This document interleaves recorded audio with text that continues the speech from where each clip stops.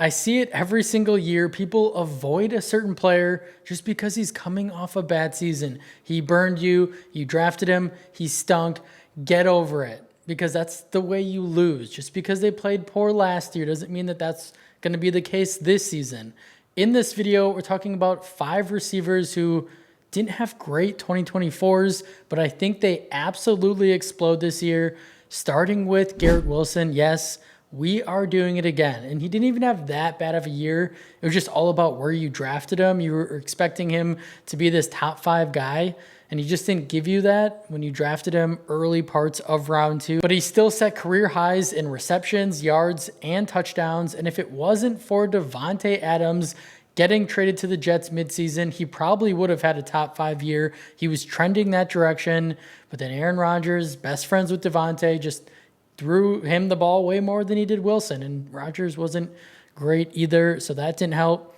But that's last year. Rodgers, Davante, gone. Bring in Justin Fields as the new QB1, entirely new coaching staff. Aaron Glenn, Tanner Engstrand come over from Detroit.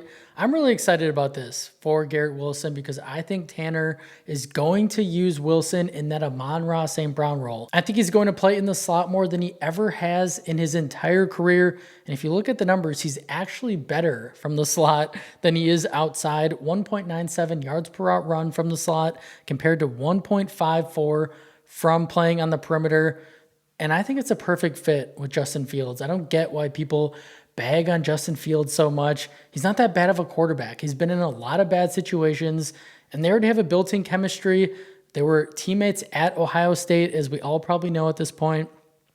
So they have that rapport. And Fields has even shown us that he can elevate a receiver. DJ Moore coming over from Carolina to Chicago at the time. Everyone's like, oh, Moore is always just going to be this average receiver. But no, he exploded with Fields as the QB1. 96 receptions, over 1,300 yards, 8 touchdowns. And Fields, oh yeah, he missed 4 of those games due to injury. But if he would have played a full season, Fields that is, DJ Moore would have had an even better year.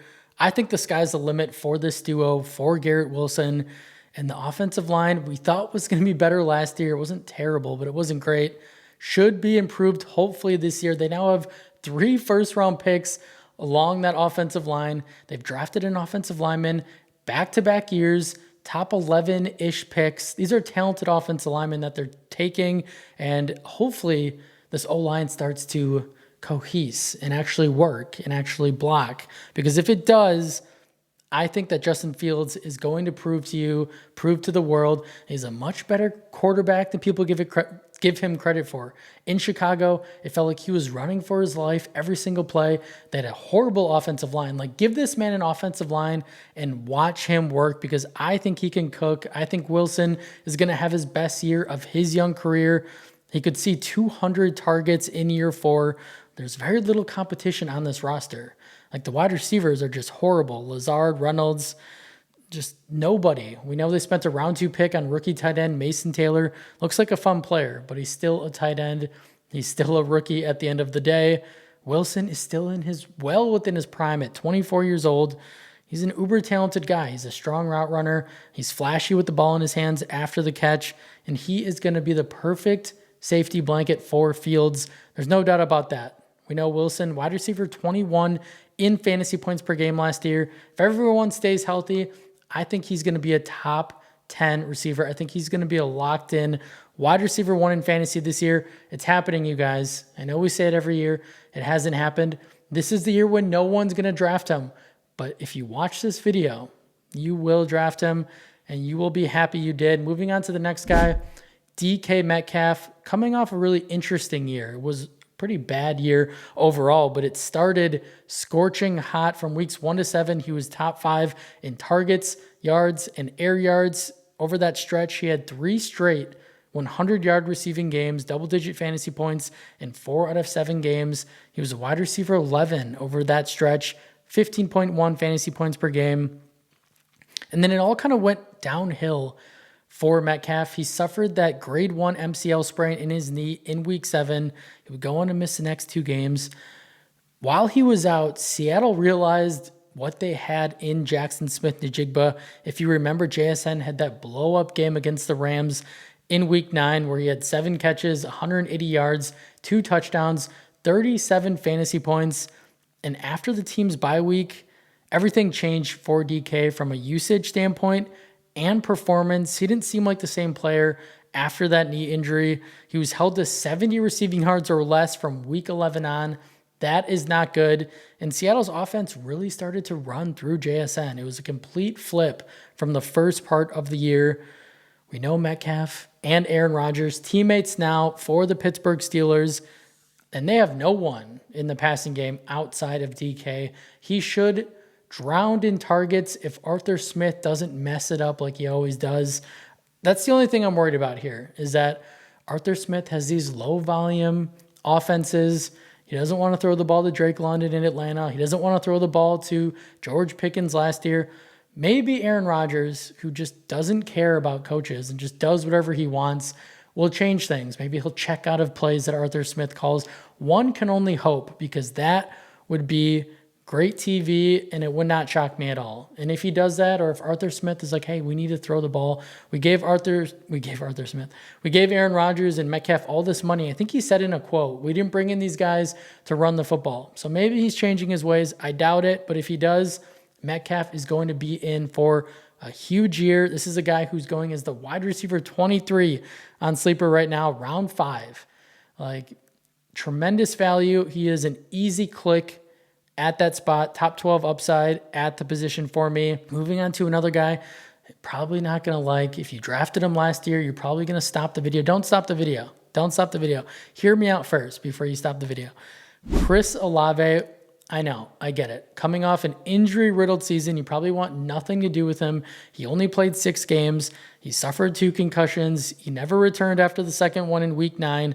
He was the wide receiver 40 in fantasy points per game. Not great. Super frustrating. But a player is injury-prone until they're not anymore, right? Concussions, it's risky. He gets hit in the head one more time. His career could be over, right? Sure. But why do you play fantasy football? You take those risks, you take those shots, and the players that do that win a lot of championships. Let's talk about the good. He's been a 1,000-yard receiver in each of his first 2 seasons.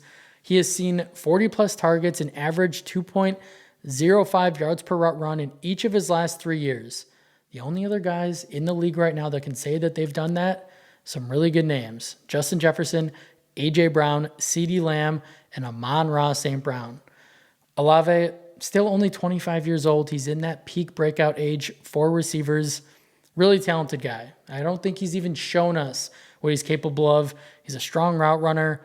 I just don't think he's touched his ceiling yet. He's been in really bad situations. He's had poor quarterbacks, or quarterbacks like Derek Carr, who's very average but doesn't want to throw him the football, would prefer to throw Rashid Shaheed the ball. Super weird. I think that all changes this year, and betting on Chris Olave is also betting on new head coach Kellen Moore, who comes in.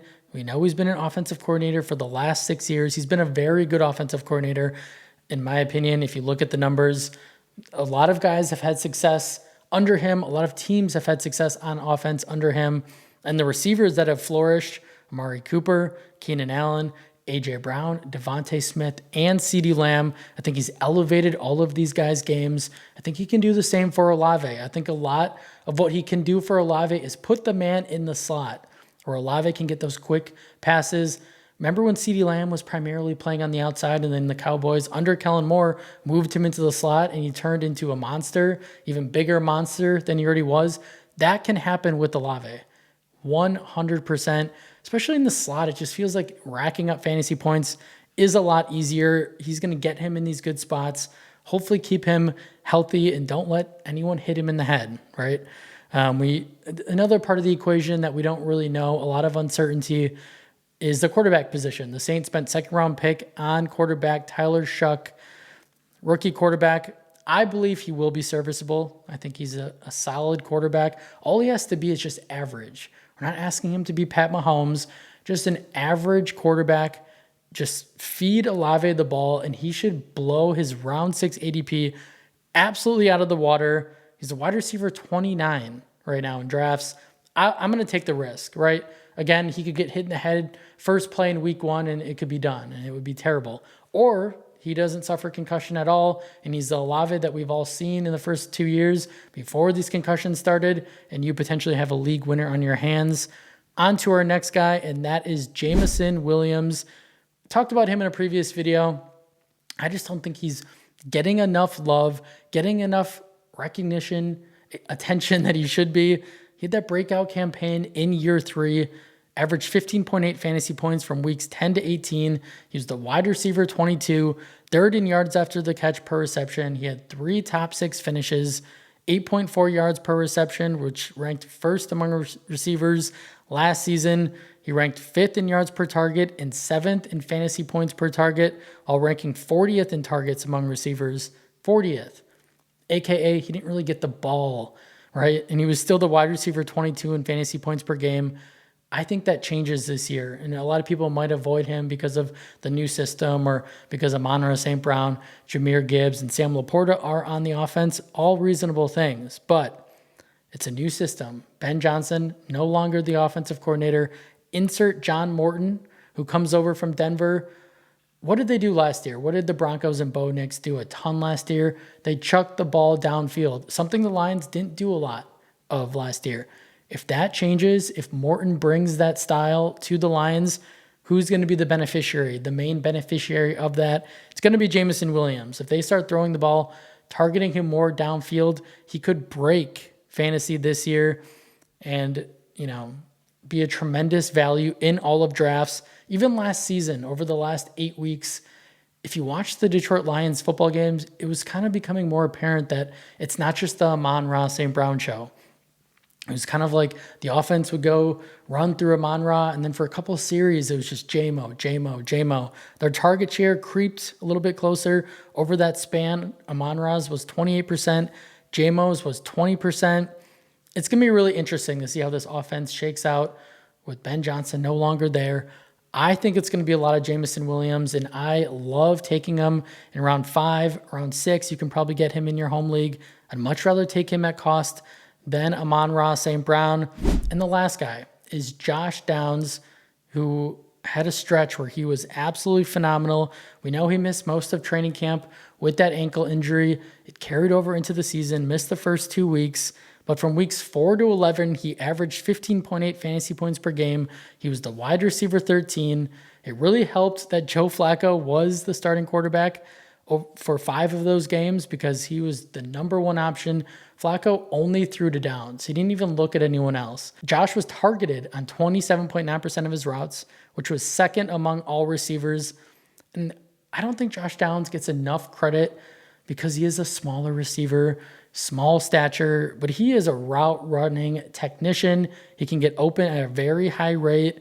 Looking at some of his reception perception numbers, 86% success rate versus zone, 93rd percentile, 76% success rate versus man coverage, 90th percentile. I think he's the Colts' best receiver at this point.